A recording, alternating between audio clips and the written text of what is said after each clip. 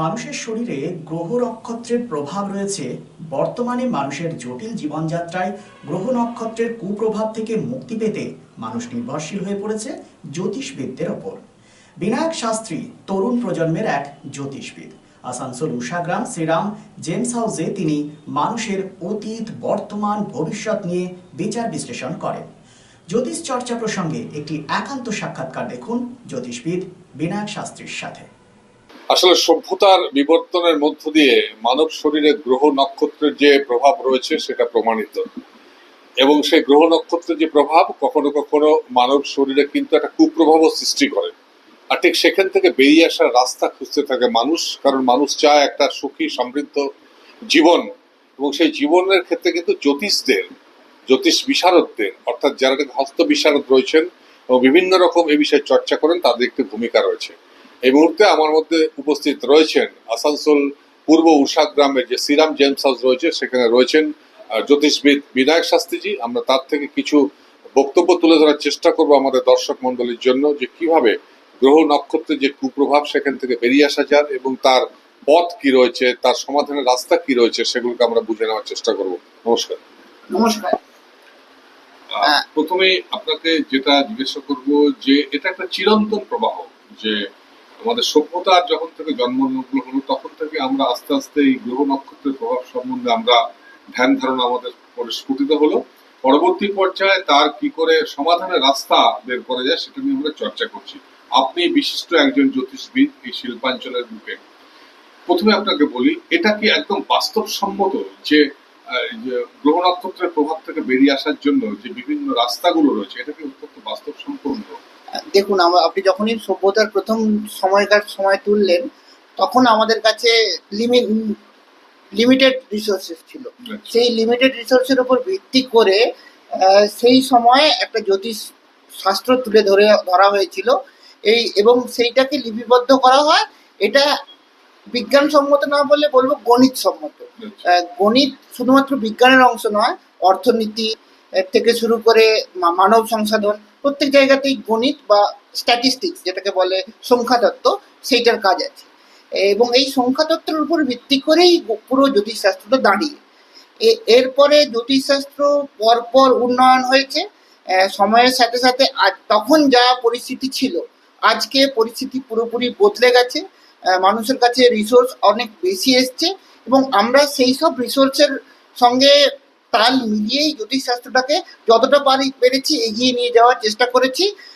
এটাকে মানুষ সায়েন্স বলে বা সিউডো সায়েন্স বলে, কিন্তু আমি বলবো এটা সায়েন্সের ওইভাবে না ভেবে এটাকে আমরা অঙ্ক ভাবতে পারি। সব অঙ্কই যে সবসময় মিলে যায় তা নয়, কিন্তু জীবনের অঙ্ক মেলানোর জন্য জ্যোতিষের সাহায্য নিলে হয়তো আমরা অনেকটা বেশি এগিয়ে যাব। এখন তো অনেক ধরনের সমস্যা, ক্রমশ সম্পর্কগুলো জটিল হচ্ছে। এক তো মানুষের আর্থিক বিপর্যয় আসতে পারে, সম্পর্কের স্বামী স্ত্রীর সম্পর্কের একটা নিম্নমুখী হতে পারে, অর্থাৎ প্রেম বিবাহ থেকে শুরু করে আর্থিক সমস্যা মানুষের একটা খুব এখন জটিল আকার ধারণ করছে, যেহেতু আমরা আরো বেশি পরিমাণে কমপ্লেক্সে ভুগছি। একজন লোক আসলো আপনার কাছে, একদম লেম্যান, সে কিছুই জানে না। সে বললো যে আমার সময়টা ভালো যাচ্ছে না, একদম ধরুন আর্থিকভাবে তার সময়টা ভালো যাচ্ছে না। কিভাবে কাউন্সিলিং করেন? সেই ভদ্রলোককে প্রথমে তার যে জন্ম সময় ধরে তার যে চার্টটা বেরোলো, এবং সেই চার্টের বেসিস করে আমরা প্রত্যেকটা যে জ্যোতিষের ছক হয় তার 12টা ঘর, 12টা জীবনের অংশকে নির্দেশিত করে। সেই নির্দেশনাগুলো যদি আমরা সঠিকভাবে ধরতে পারি, যদি আমরা পুরনো সময়ের সঙ্গে আজকালকার সময় দুটোকে একসাথে মেলবন্ধন প্রকৃত রূপে করে জিনিসটাকে বিশ্লেষণ করতে পারি, তাহলে বুঝতে পারবো যে মানুষটার কোন অভ্যেসের জন্য এই প্রবলেমটা হয়েছে। কারণ দেখুন, আমরা একটা মানুষ, আমি আমাকে ডিফাইন করবো বা আমি আমাকে বলবো কি আমি কি, সেটা আমি একটা বানিয়ে রেখেছি। আমার কতকগুলো অভ্যেস এবং কতকগুলো কাজকর্ম, এই সবটা মিলে আমি তৈরি হয়েছি।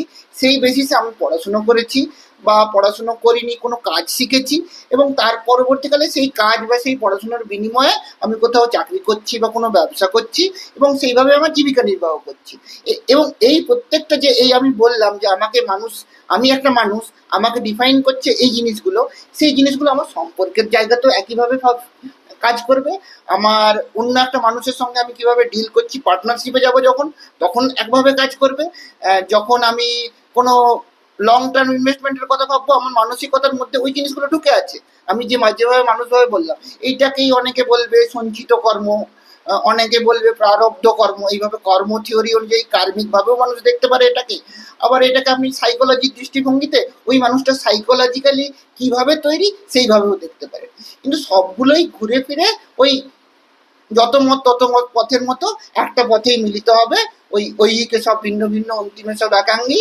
যদি আমরা গ্রহ নক্ষত্রের প্রভাবে ধরি, তাহলে কার অবস্থানটা ডাউন থাকলে আর্থিক বিপর্যয় ঘটে? শুক্র, আপনাদের ভাষায়, আপনাদের যে চর্চা। শুক্র হচ্ছে ধরে নিন আপনার বিলাসিতার প্রতীক। হুম, এইবার কোনো মানুষ মানে তার সে মানসিকভাবে এইভাবেই তৈরি যে সে বিলাসিতাকারী মানুষ নয়। হুম। এইবারে ও এবার তার অভ্যেস যদি বিলাসিতার দিকে এগিয়ে যায়, তাহলেই সে সমস্যায় পড়বে। আবার যদি কারো কিছু কিছু মানুষ দেখবেন প্রচন্ড বিলাসবহুল জীবনযাত্রা করে এবং তার অর্থের কোনো অভাব নেই, কেন সে সেইভাবেই তার মানসিকতাটা গড়ে উঠেছে, সেই পারিপার্শ্বিকটাকে ওইভাবে তৈরি করেছে। তো তার কাছে রিসোর্সের কোনো কমতি নেই এবং সে তার মাথার মধ্যে থেকে নতুন নতুন রিসোর্স তৈরি হয়। এই জন্যই আমরা কোনো এক পরিবারেই এক ভাইকে দেখি প্রচন্ড প্রভাবশালী, প্রচন্ড সম্পদশালী, আবার অন্য ভাই তার চলে যাচ্ছে অন্যভাবে। মানে সে ওই সম্পদকে আর বজায় রাখতে পারলো না, পূর্বপুরুষের সম্পদই হারিয়ে ফেলছে। তো এইরকম ছোটখাটো ঘটনা থেকে বুঝতে পারি। তো এই যে আপনি বললেন যে চরম বিলাসিতার মধ্যে দিয়ে যখন তার আর্থিক বিপর্যয় ঘটে, প্রতিকার হিসাবে তখন আপনারা কি করেন? তখন প্রতিকার হিসেবে তার কোন জায়গাটাতে আমি যে প্রতিকার পদ্ধতিতে বিশ্বাস করি, সেই মানুষটার কি অরিজিনালিটি, তার কি মানসিকভাবে।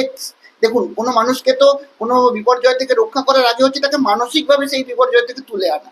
তো সেই মানসিকভাবে বিপর্যয় থেকে তুলে এনে তার মানসিকতা অনুযায়ী তাকে যদি আমি কার্যক্ষেত্রটা নির্ধারিত করে দিতে পারি, তার সমস্ত রুটিন রুটিন থেকে শুরু করে, যেমন যদি কেউ অসুখে ভোগে, তাকে ডেলি রুটিনটাকে চেঞ্জ করে দিতে পারি। তার দৈনন্দিন জীবন হ্যাঁ, দৈনন্দিন জীবনশৈলীকে পরিবর্তনের মাধ্যমেই এবার একমাত্র আপনাকে বলি, ধরুন এই যে আমরা বলি না যে আপনার বৃহস্পতি ডাউন আছে বা বুধ ডাউন ডাউন আছে, আছে। তো এই যে বৃহস্পতি ডাউন আছে, বুধ ডাউন আছে, এবার বৃহস্পতির যে কার্যকারিতা, সেটাকে তার মধ্যে যদি আমরা আরো উঁচু করতে চাই, তাহলে কি ওই অর্থে এই যে পাথর আমরা যেটা বলি জেমস, আমরা গ্রহ রত্ন যেগুলোকে বলছি, এর প্রভাব কি রয়েছে?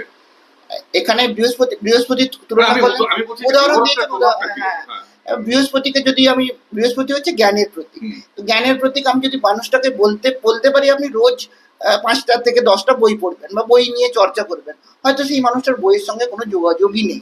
তো ইনিশিয়াল পয়েন্টে তাকে যদি প্রথমেই জ্ঞান গুরু বৃহস্পতির সংস্পর্শে আনতে যাই, ওইভাবে হবে না।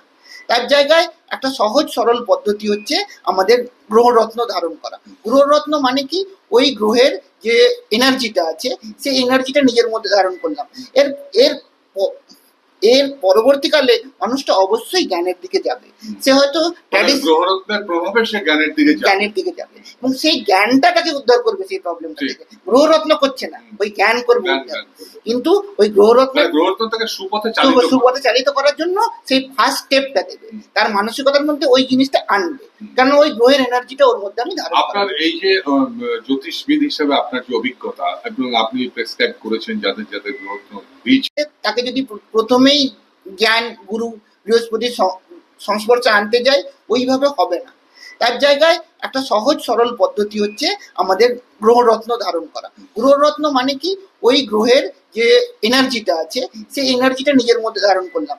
এর এর এর পরবর্তীকালে মানুষটা অবশ্যই জ্ঞানের দিকে যাবে। সে হয়তো গ্রহরত্নের প্রভাবে সে জ্ঞানের দিকে যাবে এবং সেই জ্ঞানটা তাকে উদ্ধার করবে সেই প্রবলেমটা থেকে। গ্রহরত্ন করছে না, ওই জ্ঞান করবে।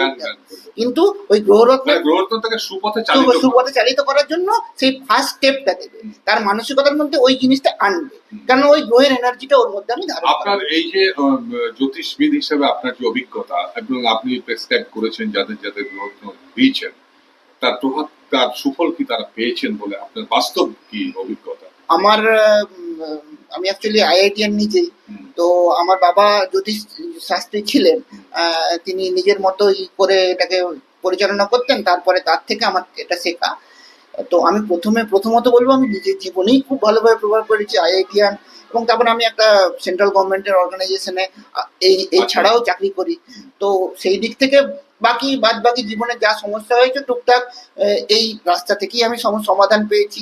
এরপরে পরবর্তীকালে আমার যেহেতু আইআইটিয়ান বুঝতেই পারছেন, বন্ধু বান্ধব থেকে শুরু করে সার্কেল আছে, তারা যার যখন বিদেশ যাত্রার প্রয়োজন হয়েছে তাকে সেখানে বিদেশ যাত্রার জন্য আমি আমার নিজের হেল্প করতে পেরে সুবিধা করে দিয়েছি।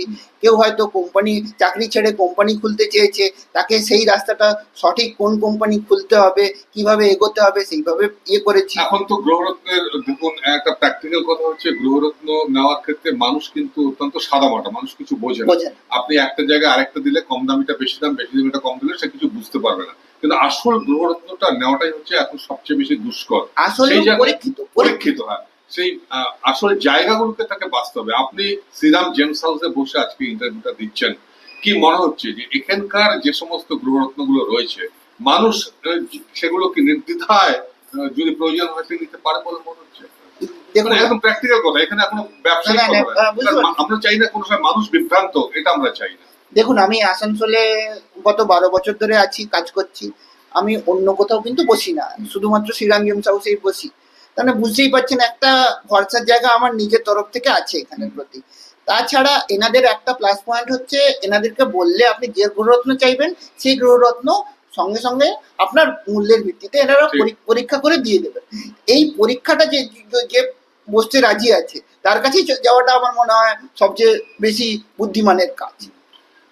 সর্বশেষ আপনাকে যেটা বলতে চাইবো, তাহলে জ্যোতিষ শাস্ত্রের মধ্য দিয়ে একটা মানুষ বিপর্যয়ের পরে মাথা তুলে দাঁড়িয়েছে, এই অভিজ্ঞতাটা আপনার জীবনে যেটা ঘটেছে একটু শেয়ার করুন সঙ্গে। আমি এই কোভিড এর আগে, আমি নাম বলবো না, বিদেশি একজন আমার ক্লায়েন্ট ছিলেন। উনি ওই মিটু বলে একটা আন্দোলন চলছিল বিদেশে, তাতে ওনার মোটামুটি 2 বছর চাকরি ছিল না। 2 বছর চাকরি ছিল না। উনি বড় পোস্টে চাকরি করতেন, মানে এই সিইও লেভেল যেটাকে বলে সেই লেভেলে চাকরি করতেন। সেখান থেকে ওনার চাকরি বড় এমএনসিতে আমেরিকাতে চাকরি চলে যায়। আমি ওনাকে কিছু রেমেডিস এবং তারপরে কিছু আধ্যাত্মিক পথে, মানে আমার এখানে পুজোর বন্দোবস্ত আছে, উজ্জয়নে তারাপীঠ এবং অন্যান্য শক্তিপীঠেও বন্দোবস্ত আছে। সেই সব শক্তিপীঠে বিভিন্ন কার্যকলাপের মাধ্যমে উনি ওই চাকরিটা ও পরবর্তীকালে অন্য চাকরি পান, এবং এখন উনি অন্য একটা কোম্পানি নিজের স্টার্ট আপ খুলে নিয়েছেন এবং খুব ভালোভাবে সেই স্টার্ট আপ রান করছেন। মানে বিগত 4 বছর ধরে স্টার্ট আপটাও ঠিকঠাক চলছে। মানে 2018 থেকে 2021 অব্দি যে স্টকটা ছিল, তারপর থেকে আস্তে আস্তে উনি উদ্ধার হয়ে এখন একটা কোম্পানির মালিক হচ্ছে। মানে এতটা অব্দিও যাওয়া যায়। কি অনুভূতি হয় যখন আপনার ক্লায়েন্টদের আপনি ঠিক আসল জায়গাটা ধরে তাকে আবার নতুন পথে চালিত করতে পারেন, তখন এন্ড অফ দ্য ডে যখন আপনি শুতে যান আপনার তখন অনুভূতিটা কি হয়? দেখুন আমি আবার বলেছি, আমি সেন্ট্রাল গভর্নমেন্টে চাকরি করি। তো আমি এই প্রফেশনে শুধুমাত্র যে অর্থ রোজগারের জন্য এসেছি তা নয়। এই ছোটখাটো ভাবে যদি কোনো মানুষের কোনো একটু কাজে লাগতে পারি, তা সেটাই আমার জন্য আনন্দ। আর এইভাবে যদি কোনো মানুষকে আমি যদি আমার কথা শুনে চলে যদি কেউ সঠিক পথে এগিয়ে যেতে পারে, এর থেকে বড় খুশি তো আর কিছু হতে পারে না। আপনারা শুনলেন যে জ্যোতিষবিদ বিনায়ক শাস্ত্রীজি, এটা কিন্তু তার পেশা নয়, বলতে পারেন মানুষের জন্য, মানুষকে খারাপ বিপর্যয়ের পথ থেকে তাকে তুলে ধরাটা, তাকে জীবনে ফের প্রতিষ্ঠিত করাটা তার মূল মন্ত্র। তিনি বসছেন আসানসোল উষাগ্রাম শ্রীরাম জেমস হাউসে, তিনি বসছেন এবং তিনি এটা বলছেন এটা একটা ভরসার জায়গা যেখান থেকে মানুষ স্বচ্ছন্দে গ্রহরত্ন কিনতে পারেন এবং মূল্যবান উপদেশ জ্যোতিষবিদ বিনায়ক শাস্ত্রীজির কাছ থেকে নিতে পারেন। আমরা পরবর্তী পর্যায়ে বিনায়ক শাস্ত্রীজির আরো কিছু প্রতিবেদন আপনাদের সামনে তুলে ধরবো। তবে আজ এই পর্যন্ত, নমস্কার।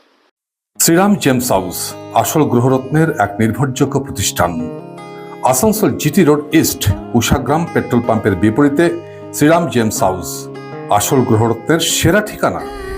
অভিজ্ঞ জ্যোতিষীদের পরামর্শ নিয়ে আপনার জীবনের সমস্যার সমাধানে Shriram gems house.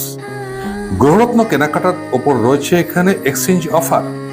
Shriram gems house এখানে রয়েছে খ্যাতনামা জ্যোতিষবিদদের মূল্যায়ন পরামর্শ। মানব শরীরে গ্রহরত্নের প্রভাব বিজ্ঞানসম্মত, আর শ্রীরাম জেমস হাউস আপনাকে দেবে ল্যাবরেটরি পরীক্ষিত সঠিক গুণগত মানের গ্রহরত্ন। Shriram gems house, opposite Ushagram petrol pump, GT road east, Asansol. Phone number 9434014913